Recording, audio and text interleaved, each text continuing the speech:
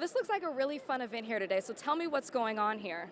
Well, we are here because we have a line we kicked off, a capsule line for Super Bowl 54 with G-III and my former Giant Carl Banks, and it is a capsule collection Super Bowl 54 merchandise in shop.michaelstrahan.com. So go pick it up. If you're not at the big game, you can still feel like you're a part of the big game. And we also are here at the NFL Experience and just hanging out with people who are shopping. You make it seem like it's just so easy. We're just hanging out here shopping. And Constance, I know that you're a partner in this venture with Michael. So can you kind of tell me what your work is in this and some of the pieces that are involved with this? I mean, that's exactly what Michael said. I mean, just given where I started at the NFL and obviously Michael playing for the Giants, for us to be able to partner back up with where we started in our roots and have just a great celebration of the Super Bowl and this capsule collection for both men and women. It's light, it's fun, it represents Miami. I mean, we've got teal, we've got some rose gold, and we're here to just have fun and celebrate all of it. But the crazy thing, if you ask what Constance's role is, her role in everything in my life is she's the boss. Plain and simple, I just call her the boss. Clear your throat. Her necklace says boss. Okay, so somebody told me that you're going to be playing cashier here today. So whose idea was that? As if you don't have enough jobs already. You know, I always love it. You know, I'm the guy that goes to the store and the cashier sit. I just want to scan the items myself. Like, I just always want to do it. So it's kind of a dream come true. I was the guy who would clean up the tables and work in the kitchen type of guy. They never let me handle the money. I wonder why.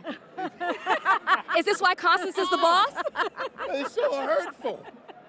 But this was his idea. He wanted to be here with all these amazing fans and people and wanted to make sure that we got it right. All right, I want to switch the subject just a little bit because it would be remiss of me not to ask you about Kobe Bryant in light of what's happened these last few days. Now, how will you remember Kobe Bryant's legacy? Amazing. He was a good friend. He was just, a guy who put everything he had into everything that he did. And 41 years, it is too short. But he has such an impact on not just football or basketball, but every sport. Do you have a favorite memory of Kobe or just something that sticks out in your mind when it comes to him? Yeah, I was talking to him backstage at this panel when I was hosting a panel for him for Dear Basketball at Tribeca Film Festival. And one of the first things I said was, dude, I don't know why I'm doing this. I really hated you as a basketball player. And he's like, what? I said, yeah, because you're one of the few guys that every time you shot the ball, I was surprised when you missed. He made everything, it seemed. He always hurt my teams, but you realize he was like that because he put everything that he had into the game. When everyone else was sleeping, he was working. When everyone else was taking the time off, he was putting everything he had into it. And he realized that in order to be the greatest, you have to work harder than anybody else, and I think that's a lesson that we can all learn from him. Nothing comes from sitting around. And we definitely see the impact that Kobe has had, not just on basketball players, but everyone international. Since it is Super Bowl weekend, how will he be remembered here at the Super Bowl? You know, I think everyone here has the utmost respect and love for him.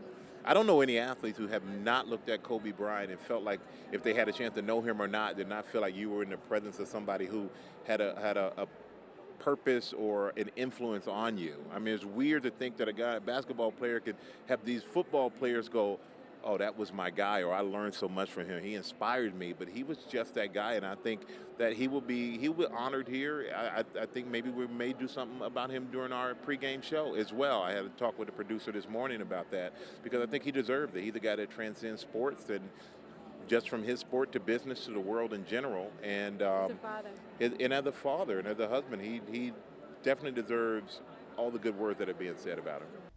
Thank you for watching. If you want more extra, hit the subscribe button and the bell so you'll never miss a video.